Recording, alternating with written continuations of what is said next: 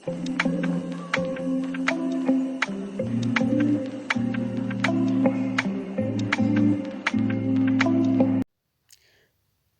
कानी पडू लागले. श्री गणेशाय नम. शुभ भवतु. शास्त्री बुवांनी बोटे मोजली. घटकाफळांचे गणित मांडले. कुंडलीची घरे ग्रह भरू लागले. कुंडली मांडून होताच शास्त्री बुवांनी जिजाबाईंच्याकडे पाहिले. जिजाबाई म्हणाल्या, शास्त्री बुवा, संकोच न करता सारं स्पष्टपणे सांगा. या पोराच्या वेळी दिवस गेले आणि घरादाराचा थारा उडाला. कुणाचा मेळ कुणाला राहिला नाही. रक्ताच्या नात्यांनी वैर पत्करलं. जहागिरीवर गाढवाचा नांगर फिरला. आजोबांचं छत्र गमावलं. आज या मितीला या पोराचे वडील शत्रूमागे धावत आहेत. याचा थोरला भाऊ, त्याचाही या वणवणीतून सुटका झाली नाही. पर मुलकात, पर ठिकाणी, ना माहेरी ना सासरी. आज मी याला जन्म देत आहे. पोटात असता ही तऱ्हा. आता याच्या पायगुणानं आणखी काय धिंडवडे निघणार आहेत तेवढे सांगून टाका. ते ऐकून साऱ्यांची मने व्यतीत झाली. पण शास्त्रीबुवांच्या चेहऱ्यावरची सुरकुतीसुद्धा हलली नाही. हसरा चेहरा गंभीर बनला नाही. ते त्याच स्मितवदनाने म्हणाले, राणीसाहेब, असं अभद्र मनात आणू नका. अशुभाचा मनाला स्पर्शही होऊ देऊ नका. दुर्भाग्य संपलं, भाग्य उजाडलं, प्रत्यक्ष सूर्य पोटी आला आहे. जिजाबाई हसल्या. त्या म्हणाल्या, मुलाची कुंडली मांडताना प्रत्येक शास्त्री हेच म्हणतो. शास्त्री गंभीर झाले. ते निश्चल खणखणीत आवाजात बोलते झाले, राणीसाहेब, अविश्वास धरू नका. आजवर या शास्त्राचं भाकीत खोटं ठरलं नाही. द्रव्यलोभानं नव्हे, पण ज्ञानाच्या अनुभवानं, आत्मविश्वासानं मी हे भाकीत केलं आहे. ते चुकणार नाही. हे मूल जन्मजन्मांतरीचे पांग फेडेल. राणीसाहेब, पापाचा भार वाढला असता, धरित्री त्रस्त झाली असता, देवकी वसुदेव कंसाच्या बंदीशाळेत असतानाच श्रीकृष्ण जन्माला आला. हे कृपा करून विसरू नका. आपल्या तोंडात साखर पडो. जिजाबाई समाधानाने म्हणाल्या. त्यांची नजर कुशीतल्या बाळाकडे गेली. मुठी चोखीत ते शांतपणे झोपी गेले होते. जिजाबाई प्रस्तुत झाल्यापासून गडावर नवे वारे संचारले होते. शहाजीराजांना हे शुभ वर्तमान कळविण्याकरता एक घोडेस्वार तातडीने गडावरून रवाना झाला होता. देवधर्म, पूजा अर्चा, अभिषेक यांची गडावर गर्दी उसळली होती. 5व्या दिवशी बाळंत घरात शस्त्रपूजा केली गेली. नांगरही पूजला गेला. 5व्या, 6व्या आणि 8व्या दिवशी अशाच पूजा झाल्या. लक्ष्मीबाई बारशाची तयारी करीत होत्या. तातडीने घडविलेले नवीन दागिने, नवीन वस्त्रे गडावर आणली जात होती. अंजिरी जडीबुटी शालूची घडी उघडीत लक्ष्मीबाई म्हणाल्या, राणीसाहेब, हा रंग चांगला आहे. हो, बारशाला हाच ठरवू. लक्ष्मीबाई, जिजाबाईंचा कंठ दाटला. किती करताय तुम्ही? पण आम्ही परके. परके ते परकेच. लक्ष्मीबाई हसत म्हणाल्या, मी केव्हा म्हटलं परकं? तुम्ही विसरला असाल, पण मी नाही विसरले. बाळाचं भविष्य वर्तवायला शास्त्री आले तर 4 चौघात म्हणालात ना, माहेरी ना सासरी. ते मनावर घेऊ नका बाई. सख्या बहिणीने सुद्धा एवढं केलं नसतं, पण अजूनही वाटतं. काय, बारशाच्या वेळी याच्या घरचं कोणीतरी हवं होतं. सांगा ना सरळ की राजेसाहेब यायला हवेत म्हणून. जिजाबाई लाजल्या.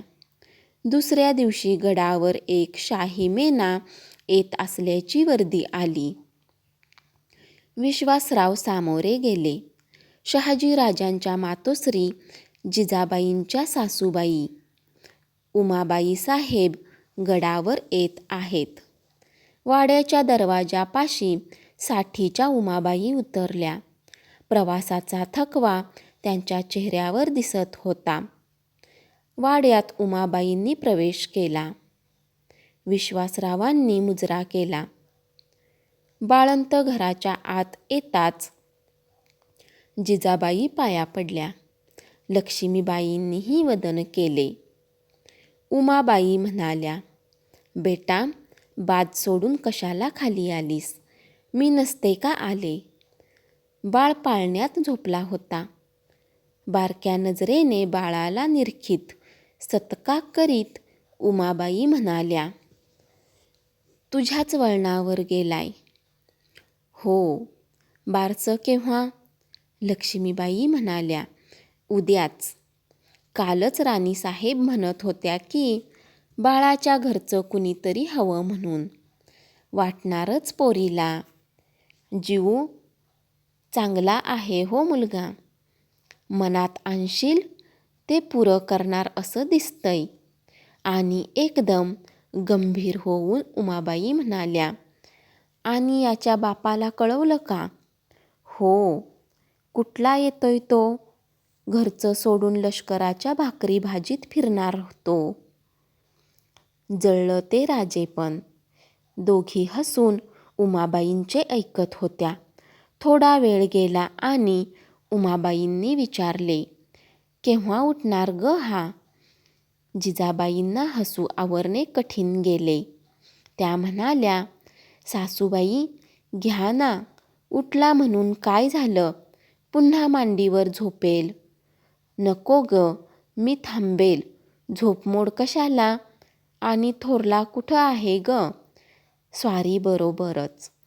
तो एक गाढव आणि लहान पोराला पाठवणारी तू 7 गाढव. अशी पोराची बनवून करतात का? मी असते तर सांगितलं असतं. निश्वास सोडून त्या म्हणाल्या, पण माझं तरी कुठं ऐकतोय तो? उमाबाई बारीक सारीक गोष्टींचा तपास करीत होत्या. उत्तरे द्यायची दोघींना सुचत नव्हती. तेवढ्यात बाळाचे रडणे कानावर आले. उमाबाई गडबडीने उठल्या. त्यांनी बाळाला उचलले. पटापट मुके घेतले.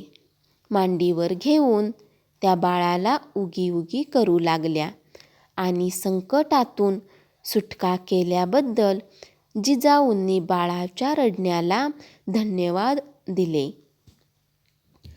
पहाटे गड जागा झाला तो सनईच्या चौघड्याच्या आवाजाने. वाड्याच्या दारावर तोरणे बांधली होती. दासींनी सडा शिंपून रांगोळ्या भरल्या. पाकगृहासाठी गंगा जमुना टाक्यांचे पाणी उपसले जाऊ लागले. बाळाची जरी कुंची, दागिने, कपडे पाहून उमाबाईंनी पसंतीने मान डोलावली. शास्त्र्यांना बोलावून दिवसाची परत खात्री करून घेतली. सूर्योदयापासून गडावर माणसांची वर्दळ सुरू झाली.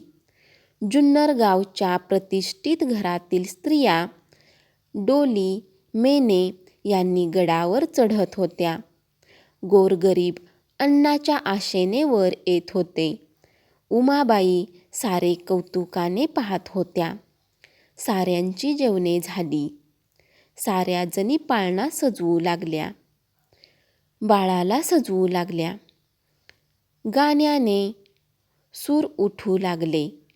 बारशाची वेळ झाली. जिजाऊंनी उमाबाईंना हळूच विचारले, बाळाचं नाव काय ठेवायचं? तू काय ठरवलं? शिवाईला नवस बोलले होते. शिवाजी ठेवूया. ठेव, चांगलं आहे. सुवासिनींनी बाळाला जिजाबाईंना ओवाळले. बाळाला लक्ष्मीने हातावर घेतले. गोविंदा घ्या, गोपाळा घ्या, दामोदर घ्या झाले. जिजाऊ पाळण्यात वाकल्या. त्या बाळाच्या कानाशी म्हणाल्या, शिवाजी. जिजाऊच्या पाठीवर गोड बुक्क्यांचा वर्षाव झाला. तुताऱ्यात चौघड्यांच्या नादात सारा गड भरून गेला. बाळाचे नाव शिवाजी ठेवल्याचे साऱ्या गडाला ठाऊक झाले. वाड्याबाहेर मेना तयार होता. बाल शिवाजी देवदर्शनासाठी निघाला. जिजाबाई बाळाला घेऊन मेन्यात बसल्या. लक्ष्मीबाई मेन्याबरोबर दासी परिवारासह चालू लागल्या. विश्वासराव शास्त्री, वैद्य, नारोपंत, गोमाजी नाईक ही सारी मंडळी पुढे चालली होती. त्यांच्या पुढे मंगलवाद्य वाजत होती. देवासमोर बाळाला ठेवण्यात आले. देवीचा अंगारा बाळाला लावला होता. भटजींनी आशीर्वाद दिले. विश्वासराव अंधार पडायच्या आत गडावर जाण्यासाठी म्हणून गडबड करीत होते. त्याचवेळी जिजाबाईंनी एक मखमली कसा विश्वासरावांच्या हाती दिला. न कळत विश्वासरावांनी विचारले, काय हे? जिजाबाईंचे डोळे भरून आले. त्या म्हणाल्या, आबा गड सोडताना नवस बोलले होते. मुलगा झाला तर त्यांनी देवीवरून 100 मोहरा उतरून टाकण्यासाठी दिल्या होत्या. नवस बोलणारा निघून गेला. नवस तेवढा मागं राहिला. नको, जिजाबाईंना पुढे बोलवेना. त्यांनी डोळ्यांना पदर लावला. थरथरत्या हातांनी विश्वासरावांनी कसा उघडला. मुठींनी मोहरा भरून घेऊन ते देवीवरून ओवाळून टाकीत म्हणाले, बाल शिवाजीच्या उषा पायथ्याशी सुवर्णाचा सडा पडत होता. धन्यवाद. कथा आवडल्यास किंग ऑफ स्टोरी या चॅनलला सबस्क्राईब करा आणि अशाच कथा रोज ऐकत रहा.